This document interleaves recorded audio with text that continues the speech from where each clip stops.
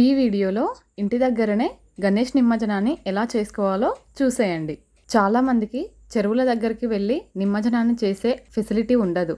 మెయిన్గా సిటీలో ఉండే వాళ్ళకి ఈ వీడియో యూజ్ అవుతుంది. కొంతమంది గల్లీ గణేష్ దగ్గర పెడతారు, కొంతమంది వెళ్ళి నిమజ్జనం చేసుకుంటారు. కానీ కొంతమందికి ఆ ఫెసిలిటీ ఉండదు. అలాంటి వారి కోసం ఈ వీడియో.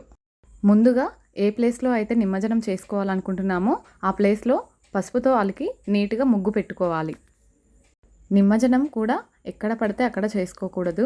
ఎవరు తిరగని ప్లేస్లో కానీ చెట్ల దగ్గర కానీ చేసుకుంటే బాగుంటుంది. ముగ్గు వేసిన తర్వాత అందులో పసుపు కుంకుమ వేయాలి.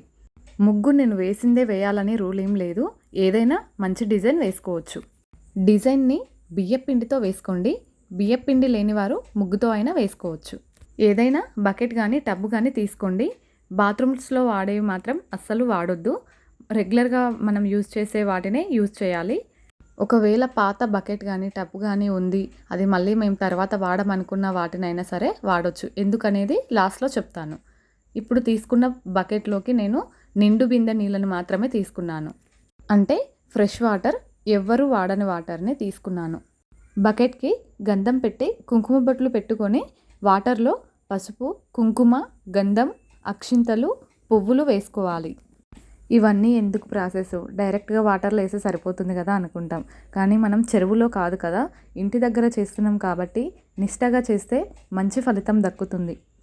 ఇలా వాటర్ని రెడీ చేసుకున్న తర్వాత గణపతికి దీపారాధన చేసి నైవేద్యాన్ని సమర్పించాలి.